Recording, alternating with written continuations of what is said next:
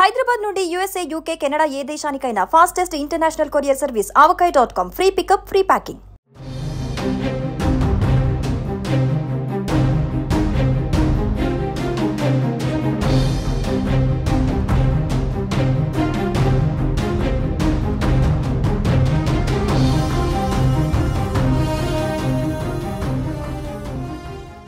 ప్రముఖ సినీ నటుడు కోటా శ్రీనివాసరావు అంత్యక్రియలు మధ్యాహ్నం 3:30 గంటలకు జరగనున్నాయి.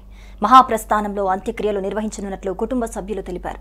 కోటా శ్రీనివాసరావు మరణ వార్త తెలిసిన వెంటనే సినీ ప్రముఖులు ఆయన ఇంటి వద్దకు చేరుకొని భౌతిక కాయానికి నివాళులర్పించారు. గత కొంతకాలంగా అనారోగ్యంతో బాధపడుతున్న కోటా శ్రీనివాసరావు ఆదివారం ఉదయం ఫిలింనగర్లోని తన నివాసంలో కన్నుమూశారు.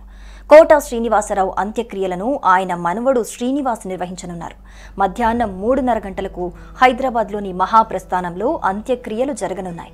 కోటా శ్రీనివాసరావు మరణ వార్తతో తెలుగు సినీ పరిశ్రమ దిగ్భ్రాంతికి గురైంది. ఆయన పెద్ద మనవడు శ్రీనివాస్ అంత్యక్రియలు నిర్వహిస్తారని సమాచారం అందుతోంది. ఆయన కుటుంబ సభ్యులు మొత్తం హైదరాబాద్లోనే ఉన్నారని తెలుస్తోంది. 2010 జూన్ 21న రోడ్డు ప్రమాదంలో కోటా కుమారుడు ప్రసాద్ మరణించిన విషయం తెలిసిందే. కోటా కుమారుడికి 2 అబ్బాయిలు. శ్రీనివాస్ పెద్ద మనవడు కాగా హర్ష చిన్న మనవడు.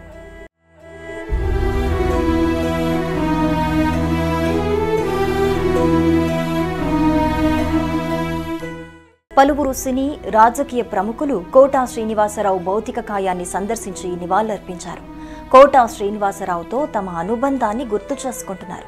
చిరంజీవి, పవన్, ప్రకాష్ రాజ్, బాబుమోహన్, బ్రహ్మానందం, రాజేంద్ర ప్రసాద్, దగ్గుపాటి సురేష్, తనికెళ్ల భరణి వంటి నటులు కోటా శ్రీనివాసరావు ఇంటికి వచ్చి వారి కుటుంబ సభ్యులను పరామర్శించారు.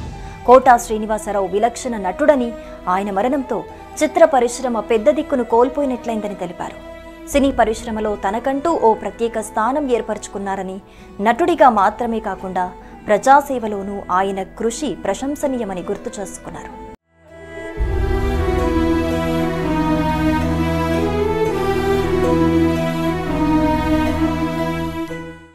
1942 జూలై 10వ తేదీన కృష్ణా జిల్లా కంకిపాడులో కోట జన్మించారు.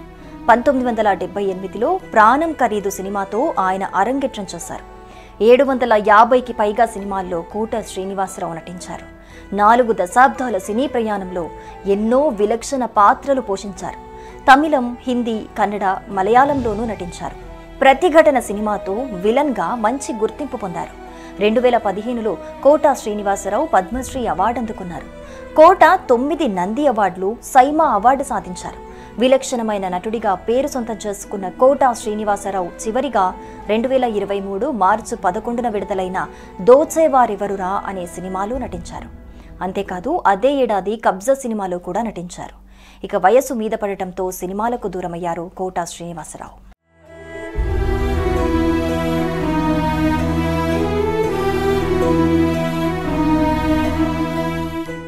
సుమన్ టీవీలో మీ పర్సనల్ అండ్ బిజినెస్ ప్రమోషన్స్ కోసం కింది నెంబర్కి కాంటాక్ట్ చేయండి.